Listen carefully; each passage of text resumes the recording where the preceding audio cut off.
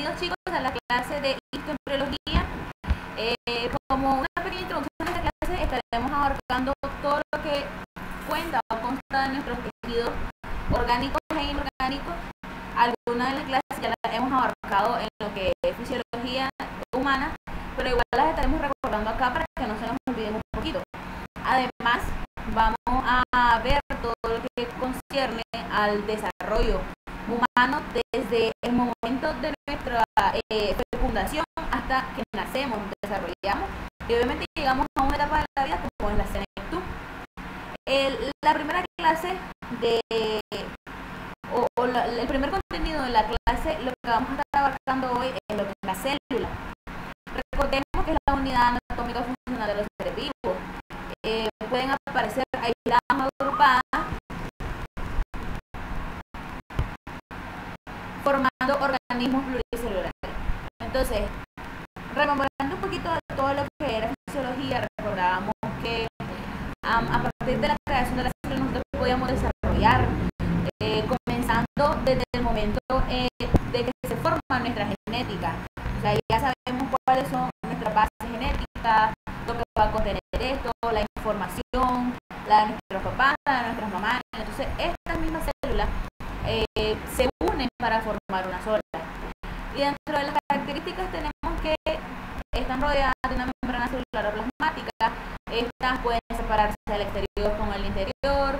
Obviamente siempre tiene que haber algo que las separe y que permita el paso y la salida de algunos complementos del medio externo o simplemente información. El material genético o hereditario de todas las células es el ADN o ácido desoxirribonucleico.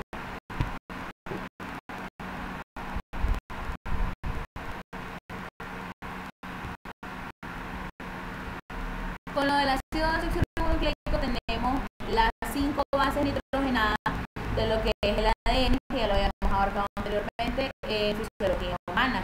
Luego el metabolismo.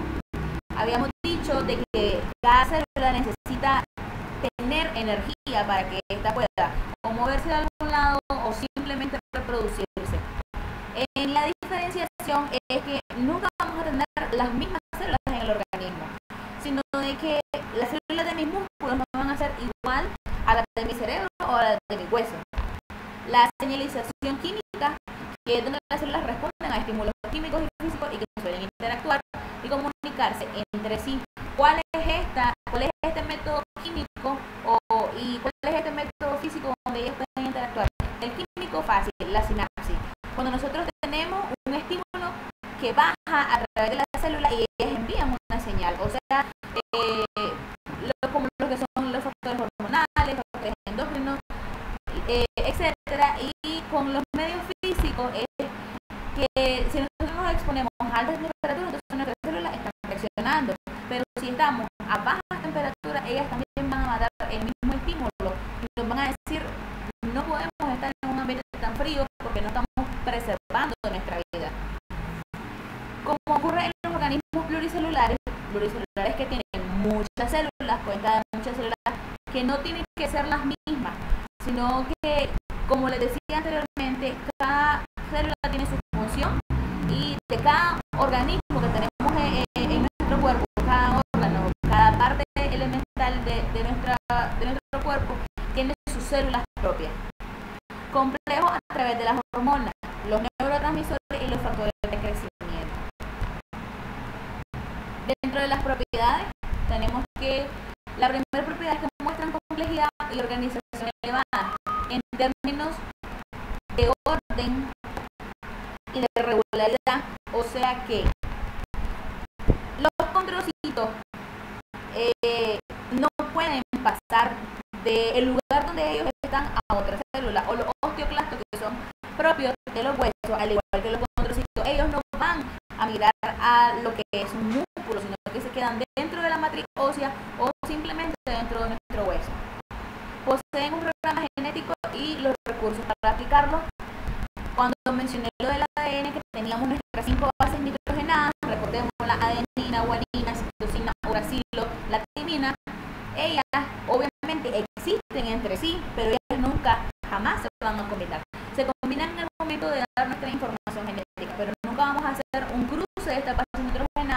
para crear una hibridación. Y obviamente estas poseen el mismo recurso para poder aplicar toda esta información genética, unirla y ser la persona que obviamente somos. Captan y consumen energía, todo esto con el fin de desarrollo y operación de funciones complejas. Toda base de nuestro organismo, toda parte de nuestro cuerpo, todo órgano, obviamente tiene que consistir en energía para poder dar un metabolismo. Efectúan variadas reacciones químicas, igual puede ocurrir como en cualquier lado. Participan en numerosas actividades mecánicas, entre las que están transporte de materiales de un sitio a otro. Esto es común. Si yo quiero oxigenar mis pulmones, entonces tiene que haber transporte de oxígeno para mis pulmones y salida de CO2 para que ellos puedan oxigenar. Capacidad para responder ante estímulos mediante la presencia de receptores situados al interior de su membrana celular, los cuales interactúan con sustancias del medio de forma específica para así generar determinadas respuestas. Lo que habíamos hablado anteriormente, de lo que decía acerca de la sinapsis y todo lo que era el estímulo químico o físico.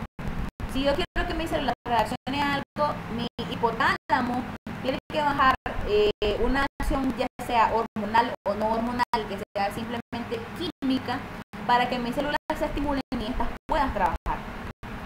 Capacidad de autorregulación, los cuales son muy importantes a la hora de los mecanismos de control fallen, generando diversas respuestas que van desde una simple pauta en cuanto a un determinado proceso de síntesis hasta la muerte celular programada, como la apoptosis. Antes ya se los había explicado que la apoptosis es cuando la célula llega hasta su periodo de vigencia, o sea, ya está caduca y ella tiene que morir, pero igual por un efecto fisiológico normal. Tenemos lo que es la división celular, parte importante del ciclo celular, en la que la célula inicial se divide para formar célula hija. O sea que de una célula madre siempre tiene que haber la creación de esta célula hija. ¿Por qué? Porque obviamente hay un periodo de 120 días en los que la célula tiene que vivir y esta tiene que morir. Entonces, al momento de la división celular, ella ya dejó dos células hijas que pueden trabajar y estas a la vez se van a seguir reproduciendo para crear más y más células. Gracias a la división celular se produce el crecimiento de los seres vivos. En los organismos pluricelulares, este crecimiento se produce gracias al desarrollo de los tejidos y en los seres unicelulares mediante la reproducción vegetativa. O sea, un ejemplo más fácil para comprender esto, lo que se hace con la creación o reproducción in vitro.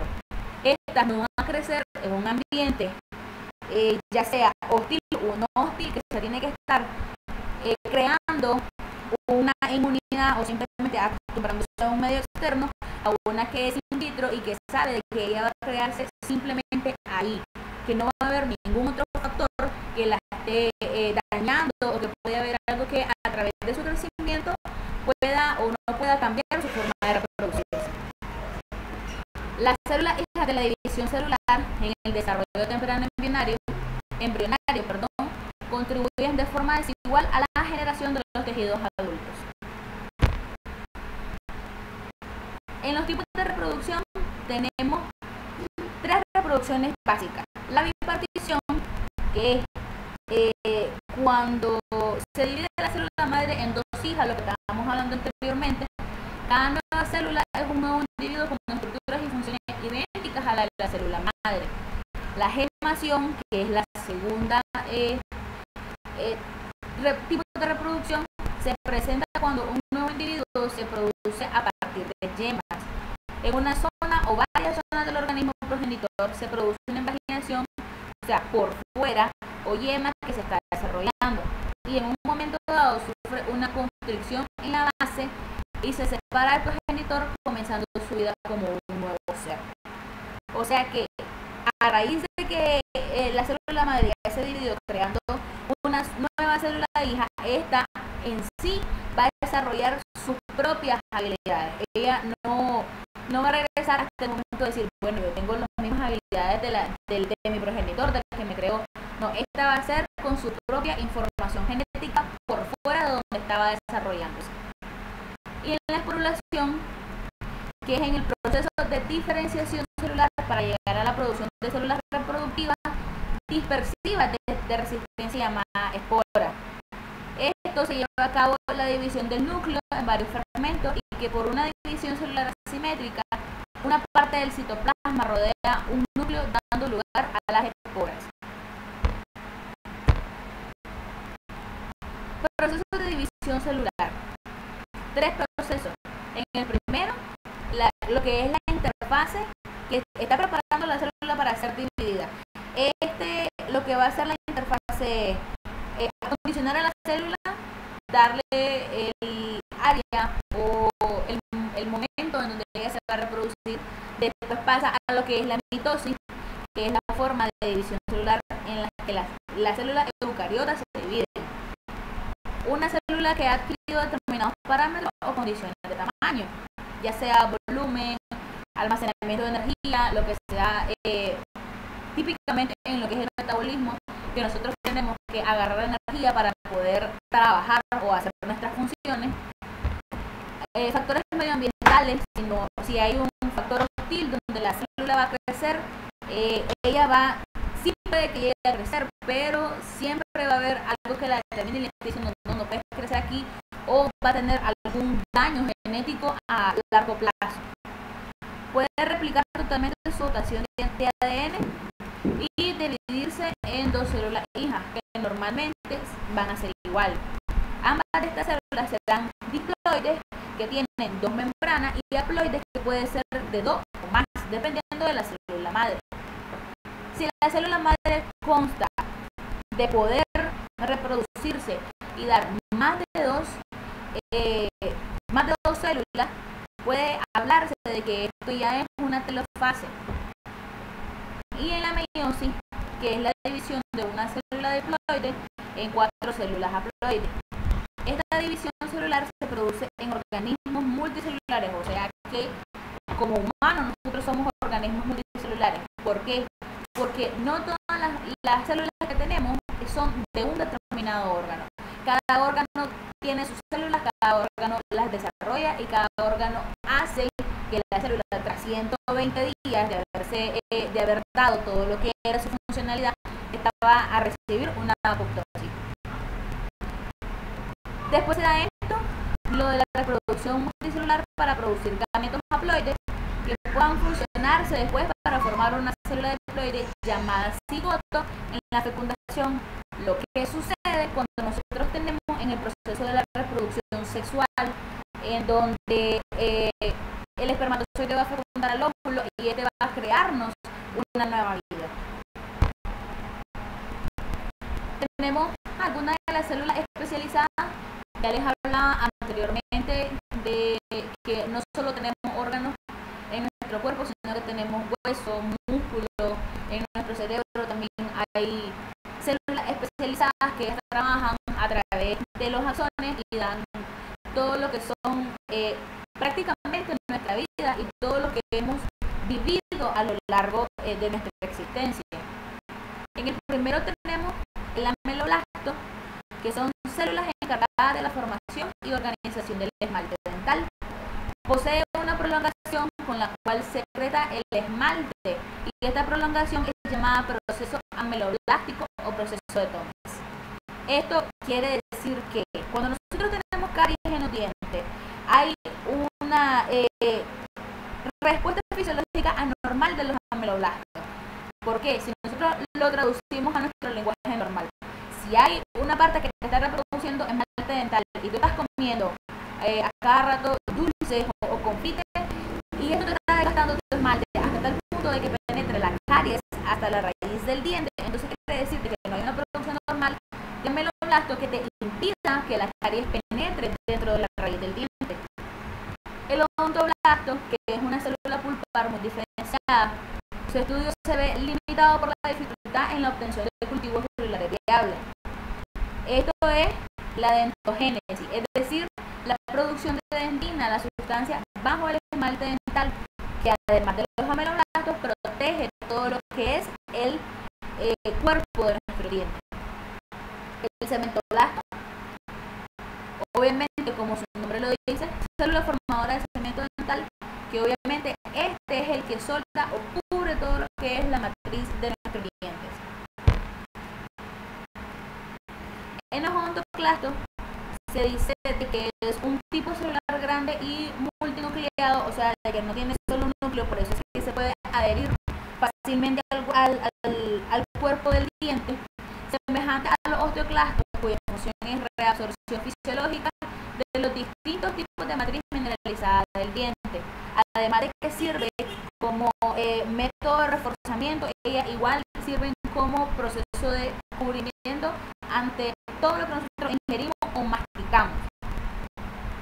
Como fibroblasto tenemos que es el tipo de célula residente del tejido conectivo propiamente tal, ya que nace y muere ahí. No hay una migración de esta célula que pueda pasar o atravesar una barrera para irse a otro lado de nuestro organismo, sino que se queda meramente en piel y lo que es lo que va debajo de la capa de nuestra piel.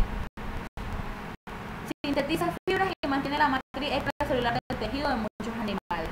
O sea que los fibroblastos, además de todo lo que habíamos estudiado anteriormente en fisiología, que correspondía a los corpúsculos que siempre estaban en la piel, ellos nos ayudan, además de ser un soporte de todo lo que es el colágeno, el tejido conectivo, lo que nos cubre, lo que nos da calor. Esto nos ayuda a mantener la temperatura del organismo y estar adecuándonos o acostumbrándonos a estar puestos en procesos ya sea de temperatura o ambientes hostiles. Y el osteoclasto, que es la célula multinucleada móvil gigante que degrada y reabsorbe y remodela los huesos. O sea que cuando nosotros ingerimos calcio, nosotros estamos simplemente dándole más funcionalidad al osteoclasto, que es el que protege todos nuestros huesos o la matriz ósea. Al igual que este, está implicado en la remodelación del hueso natural. Deriva de células hematológicas, o sea, células que vienen de residuos sanguíneos y que son responsables de la resorción de la matriz ósea, que pueden ser células acidófilas y polinucleadas de gran tamaño. Con lo que corresponde a la histogénesis, que no es nada más que el conjunto de procesos implicados en la formación y desarrollo de los tejidos, es lo que cuenta desde el momento en que nace cada una de las células especializadas y se van al órgano al que pertenecen. También cuenta de la formación y el desarrollo de los tejidos orgánicos a partir de las células indiferenciadas de las capas germinales del embrión. O sea que cuando nosotros nos estamos formando dentro del vientre de nuestra mamá, ya hay una parte de histogénesis donde dice esto va a ir directamente a la placa neural, que más adelante nos va a dar lo que puede ser una invaginación, que llegue a ser el corazón, que llegue a ser nuestros pulmones, etcétera, etcétera. Y esto va a contar de sus propias células especializadas que van a ayudar, obviamente, al soporte, al desarrollo y a la función correcta o fisiológicamente normal de nuestro organismo. Por último, tenemos, como estamos abarcando acerca de lo que es histología, algunas de las distinciones que pueden ayudarnos a diferenciar cada una de las capas internas y externas que tenemos en el organismo, para poder determinar todo lo que tiene que ver con bacterias, ya sea gram positiva, gram negativa, estar recordando todo lo que vimos en lo que era microbiología. Entendemos que radica en la propiedad que tienen todos los tejidos para incorporar y fijar de modo variable diversas sustancias coloreadas, claro está, según su afinidad tisular, o sea, según donde ella esté ubicada. Tenemos como colorantes básicos que poseen una carga global positiva y que reaccionan con los componentes de la célula. Tenemos algunos ejemplos, como es la hematoxilina, los colorantes ácidos, que están hechos prácticamente de alcohol, que poseen carga negativa, reaccionan con componentes catiónicos de las células, por ejemplo la eosina, que es muy importante para cuando tenemos un proceso de degeneración de un tejido, ya sea óseo muscular. Colorantes neutros, que que no son a base de elementos carbonatados ni alcohólicos y que su propiedad es colorar junta o separadamente diversas estructuras.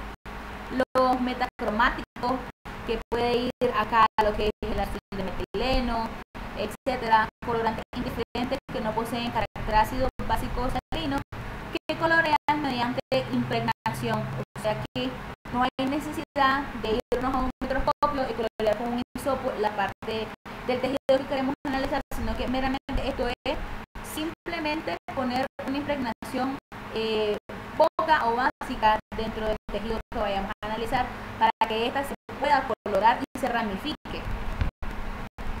Y aquí tenemos dos de las distinciones más importantes que pueden haber acá o en todo país, y se desarrolla prácticamente en casi todos los laboratorios de análisis o de microbiología, como es la tinción de Gram, que básicamente ella tiñe o fija todo lo que son las bacterias. Vayámonos un poquito a lo que es la microbiología. Podemos, con la tinción de Gram, podemos teñir lo que es las bacterias Gram positivas, la Gram negativa, y lo que es la tinción de Nielsen se basa solamente en bacterias anaerobias. O sea, tenemos, pueden ser bacterias anaerobias positivas y también tenemos las anaerobias negativas, o sea, facultativas, y las que están directamente en todo el organismo sin necesidad de estar en una sola parte concentrada. Y eso sería todo, muchachos. Gracias.